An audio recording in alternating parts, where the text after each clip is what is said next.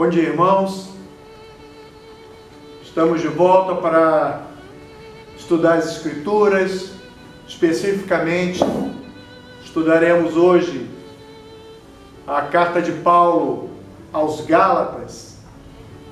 E nesse sobrevoo que estamos fazendo sobre os livros do Novo Testamento, já estudamos os Evangelhos, os 4 Evangelhos, estudamos também os Atos dos Apóstolos,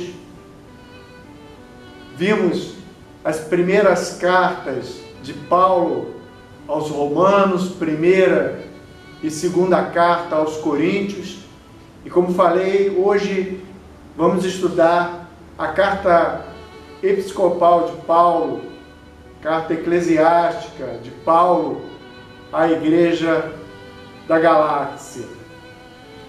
Eu queria orar com vocês antes de dar início a esse estudo. Vamos orar. Santo Deus, Pai, nós te agradecemos, Senhor, por mais essa oportunidade de estudarmos a Tua Palavra. Que seja bênção para a vida dos nossos irmãos, dos nossos amigos que porventura assistirem esse vídeo. Que possamos, ó Deus, segundo a Tua orientação, indicar para os ouvintes, para aqueles que nos assistem, aquilo que o Senhor mesmo tem para falar aos nossos corações. Muito obrigado por esta oportunidade. É em nome de Jesus que eu te oro. Amém. Irmãos, a carta de Paulo aos Gálatas, ela é a 4ª carta na ordem que ela foi organizada na sua Bíblia, na nossa Bíblia, mas na realidade essa carta é a primeira carta escrita pelo apóstolo. E a data provável que essa carta foi escrita foi entre os anos 48 e 49 depois de Cristo, e é um belo compêndio de ensinos sobre a salvação pela graça através de Cristo Jesus.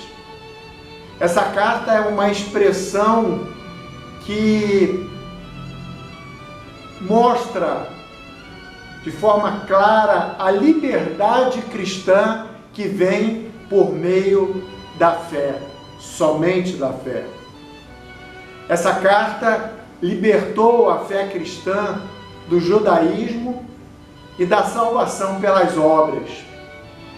Nós não somos salvos porque somos merecedores, nem somos salvos a partir do momento em que fazemos alguma boa obra para Deus. Nós somos salvos unicamente pela fé em Cristo Jesus. Essa carta também é chamada pelos teólogos de a carta magna da liberdade cristã.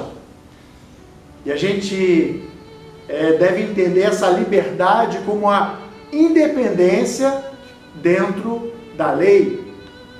Essa carta é a declaração de independência do cristão. Lá em Gálatas, capítulo 5, verso 1, o apóstolo Paulo faz a seguinte afirmação para aqueles irmãos: foi para a liberdade que Cristo nos libertou. Portanto, permaneçam firmes e não se deixem submeter novamente a um jugo de escravidão. Mas que escravidão é essa? De que exatamente Paulo está falando quando ele diz que foi para a liberdade que Cristo nos libertou? Nós devemos lembrar que João faz uma afirmação lá no seu Evangelho, no capítulo 8, verso 36, quando ele diz: portanto, se o Filho vos libertar, verdadeiramente sereis livres. E nós vamos, daqui a pouco, explicar exatamente o que vem a ser essa liberdade. Gálatas marcou, essa carta aos Gálatas marcou a vida de grandes homens. Martinho Lutero, por exemplo, disse que esse livro é um pequeno livro, que o pequeno livro de Gálatas, são 6 capítulos, é minha carta. E eu noivei com ela e ela é minha esposa. John Wesley, ele encontrou paz duradoura a partir de um sermão que ele ouviu pregado na carta de Paulo aos Gálatas. A dificuldade para a nossa salvação não consiste em procurarmos ser suficientemente bons para sermos salvos, mas a chegarmos a ver que somos tão maus que precisamos de salvação. E aqui tem um detalhe interessante, né, irmãos?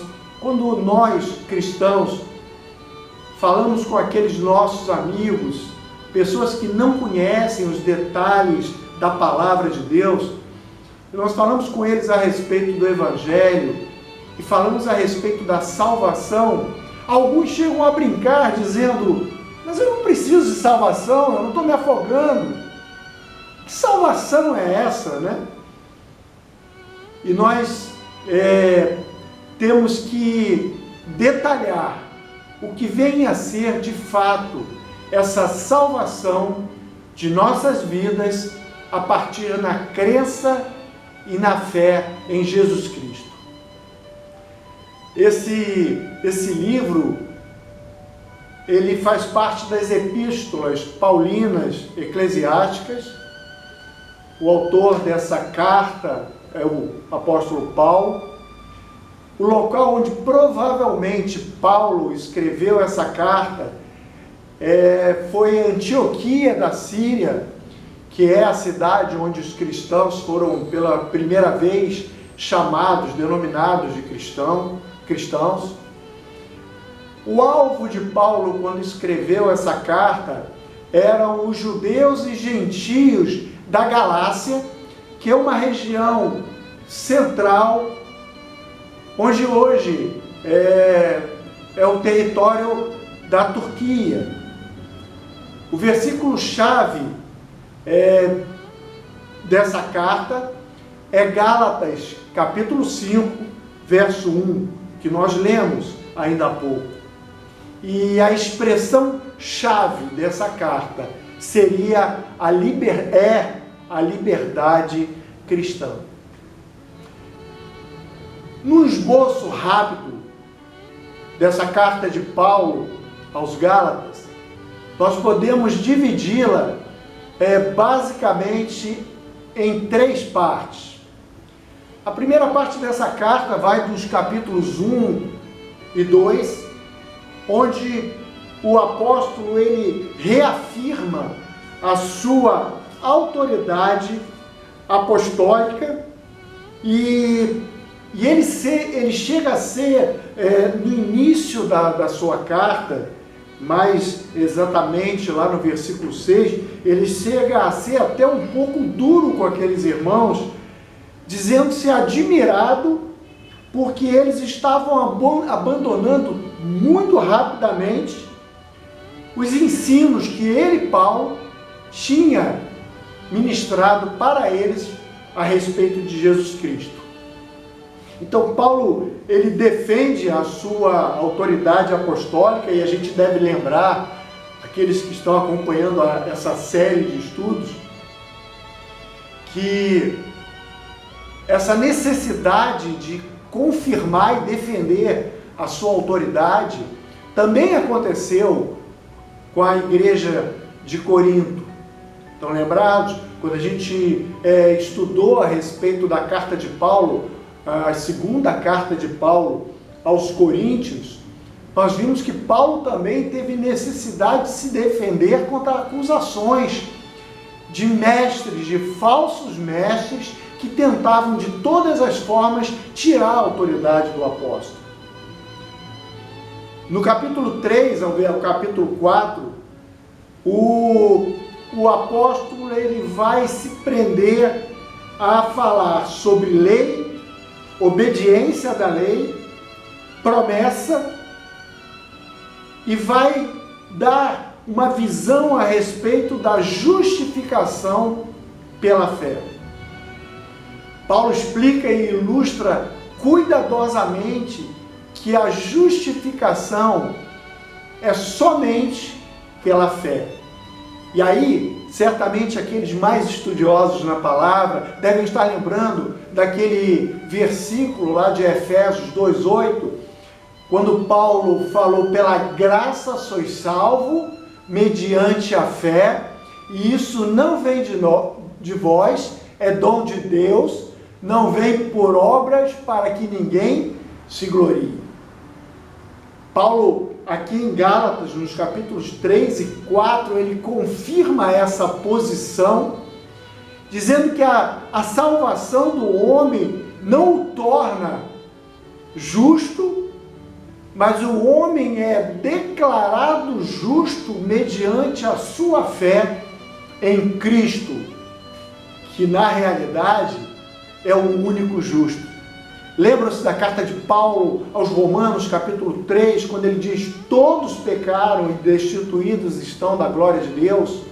E esse mesmo Paulo, ele faz questão de falar para aqueles irmãos e confirmar que a justiça de Deus ela vai se cumprir na cruz, quando Jesus Cristo se entregou por cada um de nós, pelos nossos pecados, morrendo naquela cruz, não sendo merecedor, mas pagando um preço de sangue pelos nossos pecados. Justificação é nós sermos olhados santos através de Jesus Cristo. Homens pecadores regenerados, homens pecadores que um dia, ouvindo a mensagem do Evangelho, conseguem entender a sua condição de pecador, se arrependem e a partir daí, motivados pela fé e pela obra da graça de Deus, através de Jesus Cristo, passam a viver uma nova vida. Nos capítulos 5 e 6, Paulo reforça a necessidade de uma santificação. Não basta somente que nós aceitemos, sejamos inteligentes e sábios o bastante para compreender os propósitos de Deus na morte de Jesus naquela cruz, mas há uma necessidade de que nós tentemos nos aperfeiçoar a cada dia pela prática cristã. Paulo mostra que a liberdade em Cristo não nos isenta da santificação na vida cristã.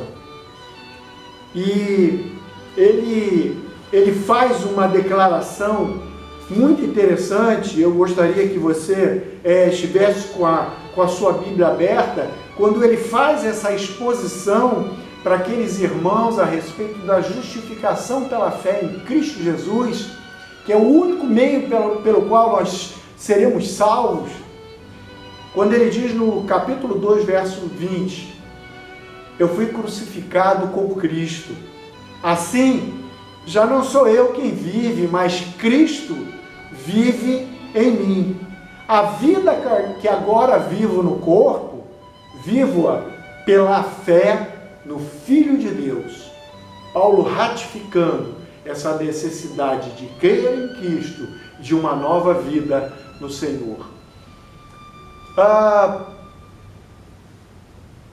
Se nós pudéssemos resumir Gálatas em uma sentença, nós diríamos que Paulo comunica àqueles irmãos a libertação do pecado pela graça e não pela lei.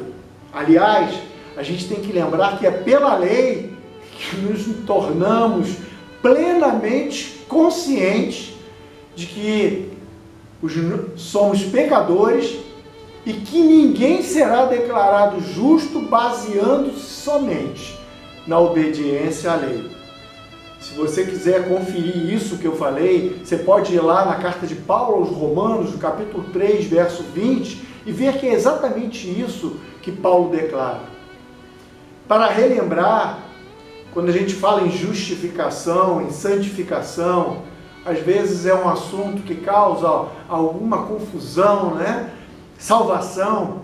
A gente deve lembrar que a salvação pela fé em Cristo Jesus, ela se divide basicamente em 3 tempos. Nós vimos isso quando estudamos Romanos. Tempo passado, tempo presente e tempo futuro. No tempo passado, através da justificação, nós fomos libertos da condenação do pecado. No tempo presente, nós fomos libertos do poder do pecado. Assim como aquele avião que ganha força e rompe a força da gravidade e plana nos céus, nós também, pela força do Espírito Santo, nós somos capacitados por Deus para nos libertar da força e do poder do pecado que continua agindo contra nós. E finalmente, a salvação pela fé em Cristo, ela no futuro nos libertará totalmente da presença do pecado e estaremos na glória com o Senhor Jesus. No decorrer dos aproximadamente 30 anos que se passaram entre a conversão de Paulo no caminho de Damasco e a sua prisão em Roma, o apóstolo Paulo viajou muito pelo Império Romano e ele usava uma expressão interessante. Ele dizia que ele era embaixador, que nós, lá em 2 Coríntios 5:20, os irmãos devem lembrar, portanto, somos embaixadores de Cristo, como se Deus estivesse fazendo o seu apelo por nosso intermédio.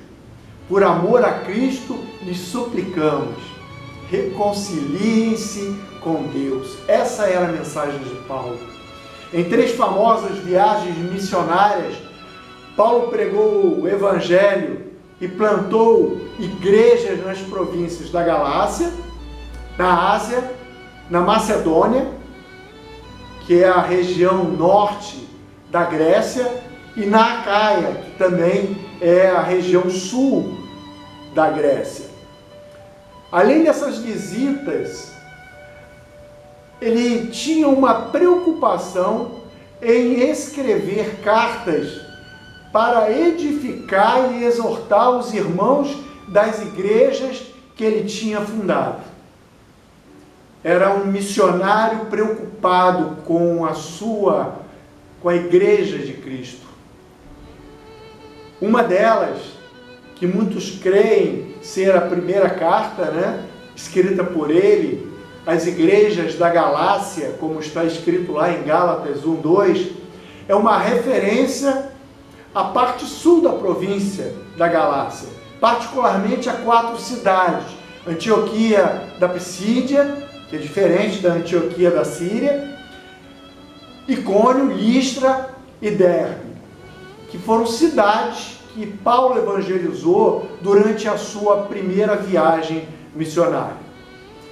Desde sua visita àquelas cidades, essas igrejas, elas vinham sendo perturbadas por falsos mestres.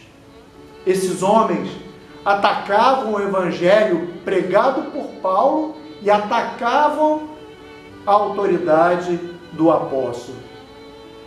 Havia na igreja um grupo denominado judaizante, que acreditava que aqueles homens que estavam se convertendo, eles não podiam tornar-se cristão sem antes tornar-se judeu.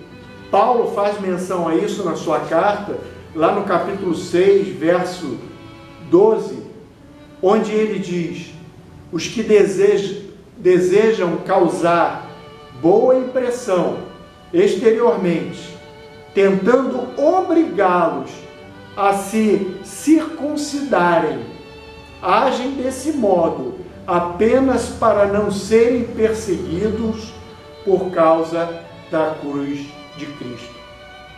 Mas o que exatamente aqueles falsos mestres, aqueles judeus chamados de judaizantes, aqueles cristãos chamados de judaizantes, o que eles pregavam? Esses mestres ensinavam, primeiro, a necessidade de que aqueles irmãos daquela igreja que haviam se convertido precisavam primeiro de um rito inicial da religião judaica antes de serem considerados propriamente como cristãos.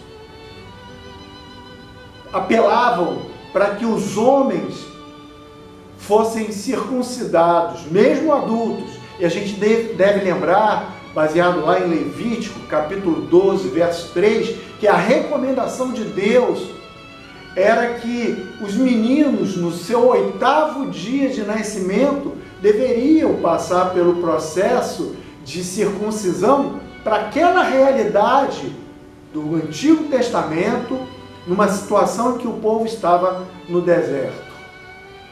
E esses homens, fiéis a essa prática, exigiam que aqueles novos convertidos também passassem pelo processo, mesmo sendo adultos. E esses homens ainda ensinavam que era necessário praticar todas as obras da lei, os 5 livros do Pentateuco e todas as cerimônias previstas para os judeus. Tal ensino, na realidade, contrariava completamente a doutrina de salvação que era pregado por Paulo, que era baseado na graça de Deus, independente de etnia, de classe social ou de qualquer outra especificação partidária. Nós lemos lá em Gálatas, capítulo 3, verso 28, Paulo dizendo o seguinte: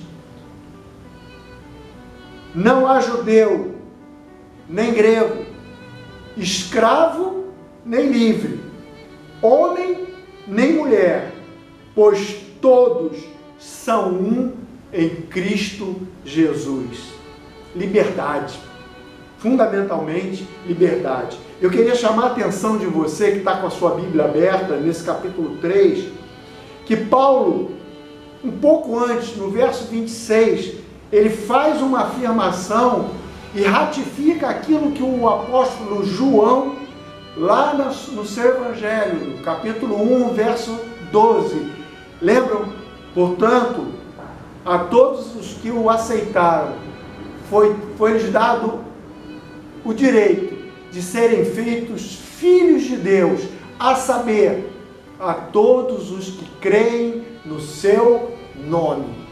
Aqui, em Gálatas, Paulo ratifica essas palavras de João dizendo: todos vocês são filhos de Deus mediante a fé em Cristo Jesus.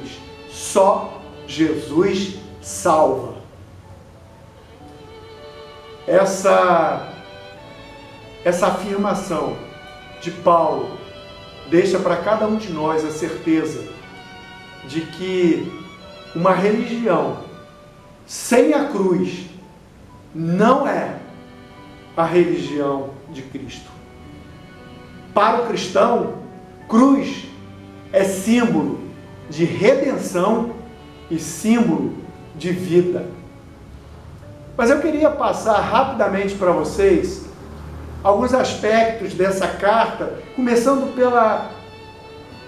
por uma identificação de alguns versículos em que Paulo se baseia para confirmar a sua autoridade apostólica. Paulo inicia essa carta escrevendo a sua biografia, bem rápida nela, e o apóstolo afirma, por exemplo, lá no capítulo 1, versículo 12, eu queria que você me acompanhasse na sua Bíblia: não recebi este evangelho de pessoa alguma, nem me foi dado ele ensinado. Ao contrário, eu o recebi de Jesus Cristo por revelação. Então, o apóstolo afirma que ele não dependeu de homem algum para receber esse evangelho. Outra coisa, Paulo deixa claro que ele foi separado, ele tem essa convicção que ele foi separado para Deus, antes mesmo dele nascer. Está lá em Gálatas, capítulo 1, verso 15, onde o apóstolo diz: mas Deus me separou desde o ventre materno e me chamou por sua graça. Novamente, o apóstolo fazendo questão de destacar a graça de Deus. Essa autoridade apostólica de Paulo, ela também fica evidenciada quando Paulo reafirma que viveu dentro do judaísmo e que até perseguiu a igreja. E ele fez questão de deixar isso claro àqueles irmãos da igreja, as igrejas da Galácia. Então, em Gálatas, capítulo 1, versos 13 a 14, o apóstolo faz questão de dizer: vocês ouviram qual foi o meu procedimento no judaísmo, como perseguia com violência a igreja de Deus, procurando destruí-la. No judaísmo, eu superava a maioria dos judeus da minha idade e era extremamente zeloso das tradições dos meus antepassados. Com esse currículo, o apóstolo pode, com certeza, naquele momento, firmar sua autoridade e dizer: se eu estou dizendo para vocês que vocês não precisam seguir esses ensinos, é porque eu já passei por lá e hoje eu estou livre pela aceitação em Cristo Jesus. Ele também reafirma a sua autoridade, dizendo que ele foi vocacionado no caminho de Damasco. Isso está lá nos versículos 15 e 16, e ele também pôde refletir e se preparar para o ministério durante 3 anos. A gente deve lembrar que logo após ele ter tido aquele encontro maravilhoso com Jesus no caminho de Damasco, Paulo, ele é recebido por um homem especial, que é Ananias, um homem enviado por Deus para cuidar dos primeiros momentos da vida de Paulo. E Paulo, logo depois, ele começa a pregar naquela cidade, ele é perseguido em Damasco, e os irmãos devem lembrar que ele é obrigado a descer por um cesto, pela muralha de Damasco, e ele se refugia durante 3 anos na Arábia. Isso você vai encontrar lá no finalzinho do versículo 17, onde ele diz: mas de imediato parti para a Arábia. Ficou 3 anos lá. Depois de 3 anos lá, ele vai e se encontra lá em Jerusalém, juntamente com Barnabé e Tito, com os apóstolos. E ele vai defender a igreja de Antioquia, que estava sendo atacada por aqueles falsos mestres. Ele encontrou-se com os discípulos, como eu falei, no versículos 18 e 19, você pode ver isso. Ele diz que, eu subi lá no versículo 18, né? Depois de 3 anos, subi a Jerusalém para conhecer Pedro pessoalmente. Estive com ele 15 dias. Não vi nenhum dos outros apóstolos, a não ser Tiago, irmão do Senhor. Essa autoridade também, ele firma ao dizer que ele esteve em muitos lugares pregando o Evangelho. Lá nos versículos 21 e 22 do capítulo 1, ele diz que ter estado na Síria e na Cilícia.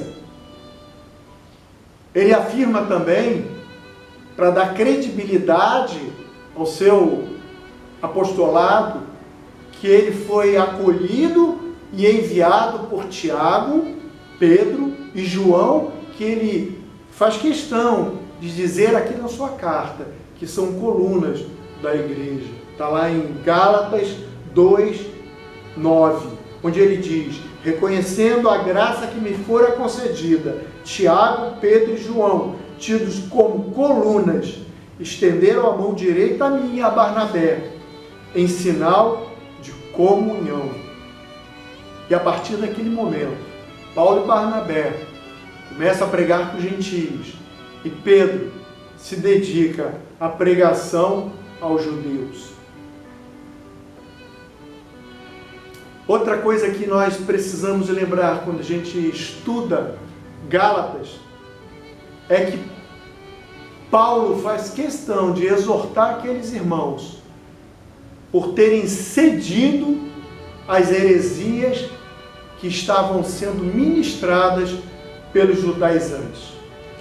Lá no capítulo 1, verso 8, no verso 7, ele fala, que na realidade não é o evangelho que está sendo pregado a eles. O que ocorre é que algumas pessoas o estão perturbando, querendo perverter o evangelho de Cristo Jesus. Mas ainda que nós, essa afirmação é tremenda, mas ainda que nós, ou um anjo dos céus, pregue um evangelho diferente daquele que lhes pregamos, que seja amaldiçoado. Algumas traduções, anátema. Paulo, então, ele bate forte contra esses homens e principalmente exorta aqueles irmãos daquela igreja.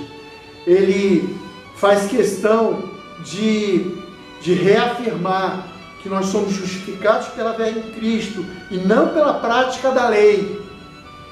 Nós encontramos isso, já falamos, e reforçando lá no capítulo 2, verso 16, por exemplo, no final do verso 16, e dizendo que não é pela prática da lei, porque pela prática da lei ninguém será justificado.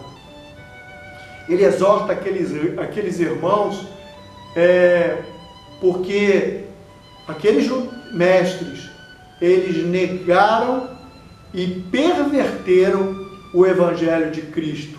Você pode encontrar isso no capítulo 1, verso 8 e 9.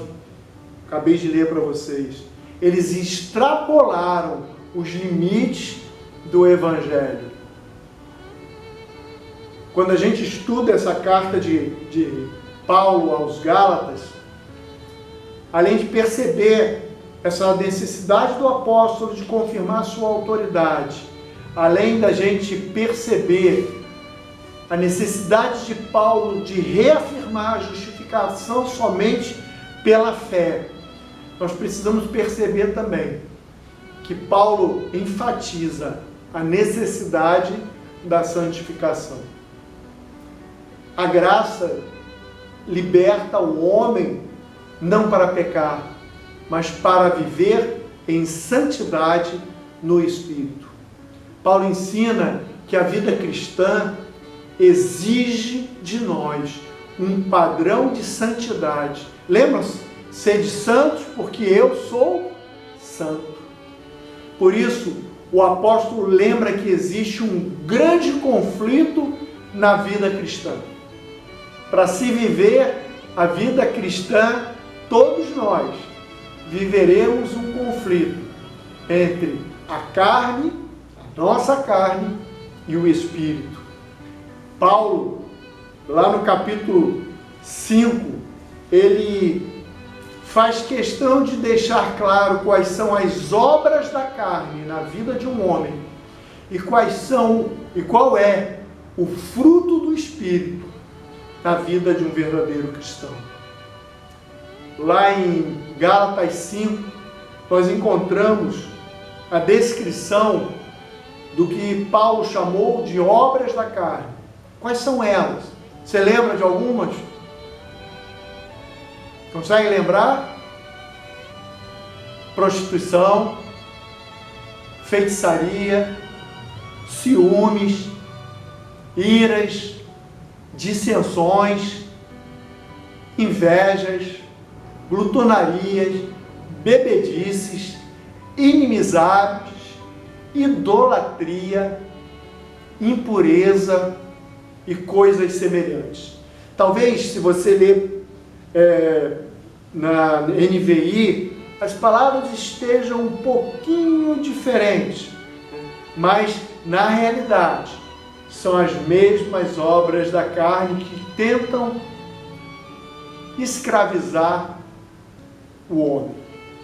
Mas Paulo adverte aqueles homens de que aqueles que praticam essas coisas que nós mencionamos, eles não herdarão o reino de Deus. E Paulo aproveita esse momento de sua carta para enfatizar o fruto do Espírito. Você certamente já deve ter ouvido alguma pregação onde o pastor apresenta para você o fruto do Espírito como sendo, exemplificando, uma fruta, uma tangerina ou uma laranja formada por gomos. Quais são os gomos do fruto do Espírito? São eles. Você lembra? Amor, alegria, paz, longanimidade, benignidade, bondade, fidelidade, mansidão e domínio próprio. Essas são as evidências de que o Espírito Santo habita em você e em todo aquele que crê em Cristo Jesus. Segredo de uma vida vitoriosa, de uma vida cristã misteriosa. O segredo é crucificar a carne e andar no Espírito. Isso está lá em Gálatas 5, versos 24 e 25, onde o apóstolo diz: os que pertencem a Cristo Jesus crucificaram a carne com as suas paixões e os seus desejos. No verso 25, se vivemos pelo Espírito, andemos também pelo Espírito. Não sejamos presunçosos, provocando uns aos outros e tendo inveja uns dos outros. Para concluir esse rápido estudo da carta de Paulo aos Gálatas, é importante perceber que estudar Gálatas é fortalecer a convicção de que o ser humano só pode ser justificado pela fé em Jesus Cristo e que é o próprio Deus quem dá o dom da fé para a nossa salvação. Essa carta, a gente observa que é uma carta de contrastes. Ela fala de graça e fala de lei, fala de fé, fala de obras, fruto do Espírito, obras da carne, cruz e mundo. O apóstolo, ele faz questão de chamar a atenção daqueles homens e a nossa atenção para que nós possamos centrar a nossa fé e a nossa vida cristã em Cristo Jesus. A carta também é extremamente prática e desafiadora para a vida cristã. Eu queria terminar lendo com você o capítulo 6 de Gálatas, dos versos 1 ao verso 10.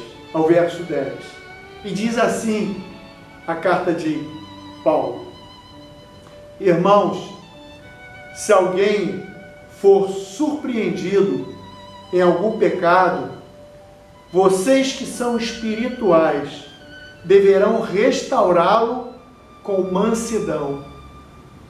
Cuide-se, porém, cada um, para que também não seja tentado.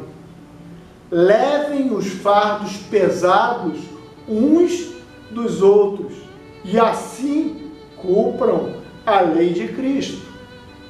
Se alguém se considera alguma coisa, não sendo nada, engana-se a si mesmo.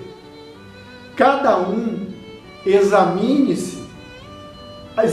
os próprios atos. Relembrando, segunda carta de Paulo aos Coríntios, capítulo 13, versículo 5, onde naquela carta também Paulo incentiva os irmãos daquela igreja a fazerem um autoexame. Cada um examine os próprios atos, e então poderá orgulhar-se de si mesmo, sem se comparar com ninguém, pois cada um deverá levar a própria carga.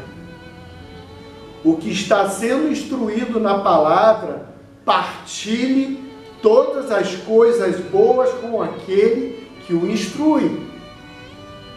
Não se deixe enganar. De Deus não se zomba, pois o que o homem semear, isso também colherá. Quem semeia para a sua carne, da carne colherá destruição. Mas quem semeia para o Espírito, do Espírito colherá a vida eterna. E não nos cansemos de fazer o bem. Viu, igreja? Não podemos nos cansar de fazer o bem, pois no tempo próprio colheremos, se não desanimarmos. Portanto, enquanto temos oportunidade, façamos o bem a todos, especialmente aos da família da fé. Essa palavra aqui, enquanto temos oportunidade. Não podemos esquecer que a nossa vida é curta demais. Não podemos esquecer que a nossa vida está nas mãos de Deus e todos os nossos dias estão escritos no seu livro. Está lá no Salmo 139. Essa semana nós fomos surpreendidos aqui na nossa igreja pela morte de duas pessoas, pai e mãe de irmãos nossos. E é nesses momentos de morte quando nós refletimos a respeito da brevidade dos nossos dias.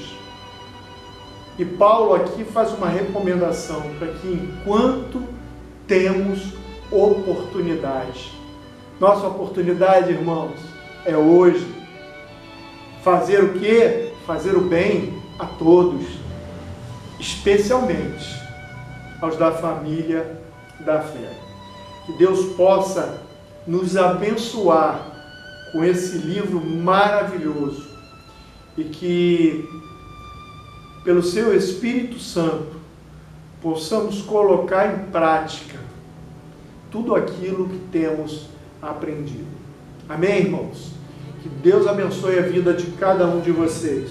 E eu queria me despedir lendo para você a mesma despedida que Paulo fez aos irmãos da Galácia. Irmãos, que a graça de nosso Senhor Jesus Cristo seja com o Espírito de vocês. Amém. Amém, irmãos? Deus os abençoe.